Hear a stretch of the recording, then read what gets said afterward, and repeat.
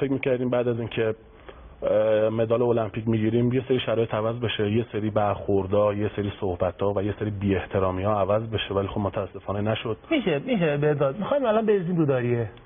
این کلی نگی ما می‌خوایم حرف بزنیم نتیجه برسیم دیگه. خب من دارم جزئیاتو میگم آقا. مشکل ما الان سر اینه که آقای باقری به بچه‌های ما داره بی‌احترامی میکنه. چه جوری؟ لفظ صحبتش به نظر من خیلی بده. کلمات و ادبیاتی که دارن به کار میبرن، مردم دوست دارن بدونن. یه دو نمونه رو اگه بگین من کلماتی که دارن به کار میبرن خیلی کلمات بد و زشتیه.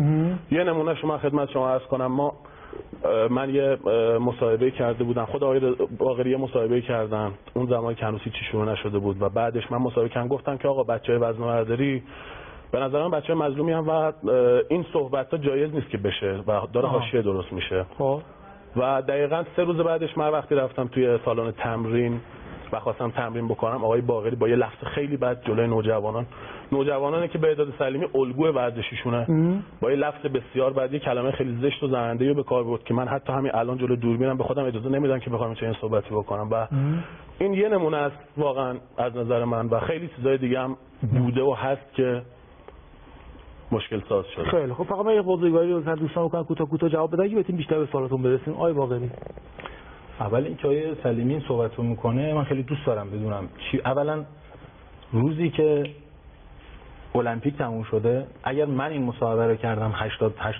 85% آمادگی به خاطر این بوده که یه تلنگر رو بچه‌ها بخوره زودتر بیان خودشون رو برسونن، اگر آسیب دیدگی دارن بیان آماده بشن. بهداد سلیمی سال 2011 5 ماه قبل از اگر اشتباه نکنم حدود 5 ماه قبل از مسابقات جهانی پاریس 400 و اگر اشتباه میکنم خودتون اصلاح کنین 475 کیلو مجموع زده. الان حدود همون 5 ماه بیشتر به مسابقات نمونده. من اگر این صحبت رو کردم به خاطر این بود که بچه‌ها زودتر برگردن و یه مقداری فکراشون آماده بشه که بیان به تمرینات شروع کنن. این اولین مسئله. بعدم اینکه آیه بهداد سلیمی مسابقات اردوی نوجوانان که شروع شد ایشون تقریبا هفته 3 جلسه پیش من بود. خب می اومد فیزیوتراپی میکرد، حرکت درمانی میکرد، حتی من زنگ میزدم که میپرسیدم وضعیت کتفش چطوره، می اومد اونجا حرکت درمانیش رو انجام میداد. روزی که ایشون داره اشاره میکنه من پشت میزم نشسته بودم، آقای سلیمی اومد کنار من نشست. بله. نوجوانان مشغول تمرین بودن. من توی سالن تمرین بخوام بگم بهداد 10 کیلو بیشتر بیا باید داد بزنم اینقدر صدای وزنا زیاده. ایشون اگر میگن یه چیزی رو گفت جلوی نوجوانان اولا من تکذیب میکنم چیز غیر اخلاقی رو به ایشون گفته باشم، ضمن اینی که کنار دست من بوده اصلا کسی دیگه اونجا نبوده. این اولین صحبت. بعدم این که این دوستان عزیزی که این صحبت ها رو میکنن واسه خود من سواله. من یه سوال روشن دارم. میخوان چیکار؟ مثلا دو تا هدف بیشتر نمیتونن داشته باشن. یک، میخوان کوروش باقری نباشه، ایرادی نداره، بالاخره ارث پدری من نیست. یه روز اومدم یه روز میرم. فدراسیون وزنه‌برداری رئیس داره. بله. نمیخواستن با خود کوروش باقری صحبت کنن. اولین جایی که آقای سلیمی صحبت کرده روزنامه بوده. اولین جایی که آقای باقری هم صحبت کرده روزنامه بوده. راجع به چی؟ شما به جای اینکه بیای تو روزنامه بگی آقا فلانی پشتش باد خورده، نمیدونم فلانی اینجوری شده، تو من اسم کسی رو نبردم. آقای سلیمی شما وقتی جمع میبندید، آقای باقری شما وقتی جمع میبندید یعنی همه رو دارید میگید. شما وقتی که کنار دست من نشستی، من اگر چیزی رو بخوام به شما بگم هفته 3 جلسه شما اگر با کسی مشکلی دارید، میاد تروش بهش میگید. من واقعا متاسفم وقتی دارید تو اذهان عمومی، وقتی دارید تو اذهان عمومی جمع می‌بندید. اگه قبل از المپیک هم چنین مسائلی بوده، ولی من خودم شخصا به خاطر اینکه نخوام لطمه‌ای به اون مدالی که میخوام بیفته و این حواشی دور برم نباشه، خود من یا همه بچه‌ها هیچ کدوم این مسائل مطرح نکردم. بهداد جان من یه چیزی خدمت عرض کنم. چرا مطرح نکردی؟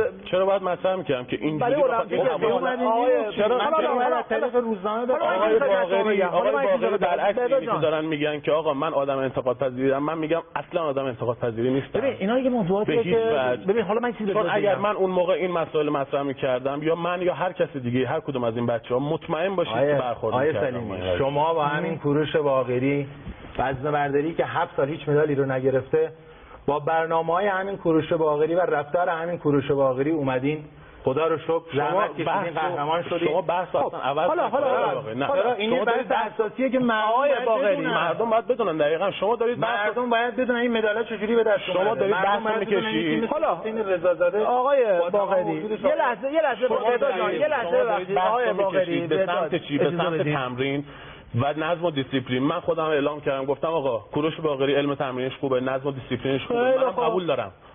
منم قبول دارم. کوروش باقری تمریناتش باعث آقا شده آقای سلیمی. نه من اینو قبول دارم. من اینو در اومدم آقای باقری الان رو در داریم من ادامه چه حرفی زدم. من اگر گفتم کوروش باقری تمریناتش باعث آسیب دیدگی شده گفتم، ولی در عوضش رفتیم نتیجه گرفتیم. ادامه حرف منو اگر اونا نگفتن حالا یه لحظه آقای باقری یه لحظه اجازه بدید. یه لحظه آقای باقری یه لحظه من ببینید آقا اجازه بدید خاطر اینکه بخواید شخصیت خودتون رو ببرید بالا بخواید آقای سلیمی آقای باقری اجازه بدید توی اردوی تیم ولی من بی احترامی برگرده تمکین کردی مدال جهان گرفتی، رکورد دنیا رو زدی، مدال المپیک گرفتی.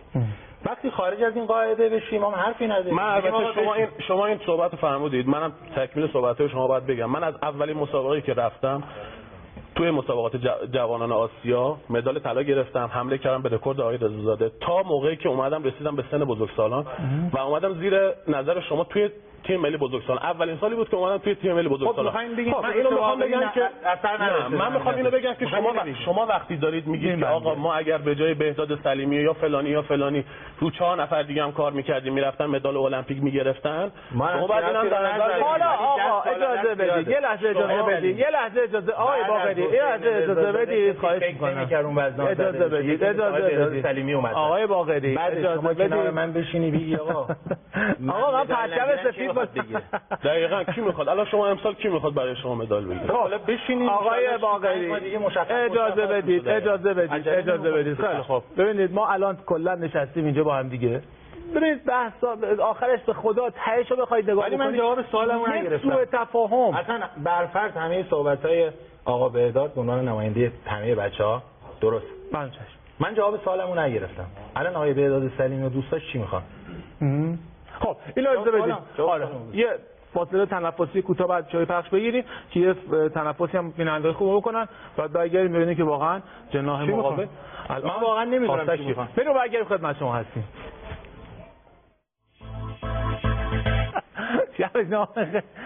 خدا ببینید ولی چیزی خدمت شما بگم، ته دل همه این بچه‌ها رو به قرآن نگاه بکنی همش اینه که بتونن یه حرکتی بکنن که واقعا دل مردم شاد بشه.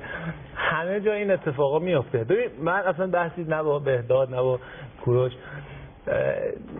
قبول دارم هر مربی یه سیستم یه سبکی برای مربیگری خودش داره، هر کسی یه جوریه دیگه. علی پروین تو فوتبال یه جور مربیگری میکنه، مجید جلالی یه شکل دیگه مربیگری میکنه، هر دوتاشون هم مربی فوتبالن.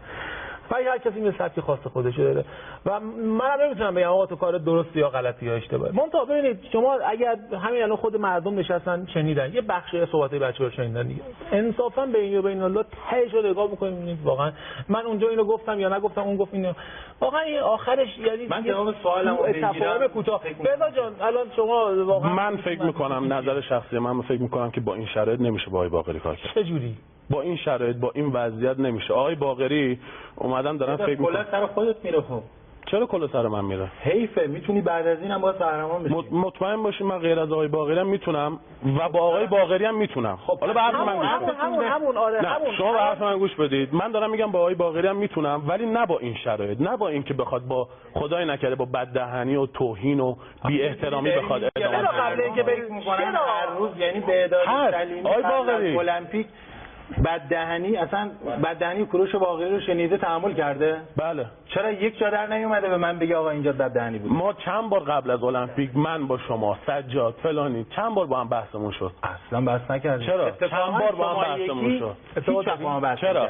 چرا چند باری با هم بحث خب حالا اینا حالا بحثاییه که به هر حال خیلی شاید سندی نمیدونم، به هر حال یکی میگه من گفتم اینا به این بحثای مهمی نیست بهزاد جان. خب اگه درست میگین چرا اون موقع به آقای رضازاده انتقال ندادین که این حرفا کذب محضه؟ آقای باقری ما هدفمون خیلی بزرگتر از این حرفا بود. خب حالا الان من هدفم برنامه‌ش رو عوض کنین می‌خوایم نه خیر، هدف من از اینکه با آقای رضازاده نگفتم، هدف من اینه که من می‌خواستم اون موقع مدال طلای المپیک بگیرم و اصلا واسه من این چیزا مهم نبود. اجازه بدید متأسفانه شما رو بگیره. خب من وقتی این حرفا رو اون موقع مطرح می‌کردم متأسفانه واسه من اون موقع این حاشیه‌ها درست. خب یه اجازه بدید من نکته عرض کنم خدمت شما. کسی که مستقیم تو روی من واسطه بود توی اردو تیم ملی موند، اومد رفت توی گوانجو مدالش رو گرفت. بعد می اومدن کسایی که سن سالشون کمتر بود و کنار میذاشتن. آقا ببینید هدف وقتی که هدفمون واقعا با سر کلاغ باشه ببینید من همه حرفامو آقای باقری ما اگه بخوایم اینجوری جلو بریم باور کنید به هیچ نتیجه‌ای نمیرسیم به خدا.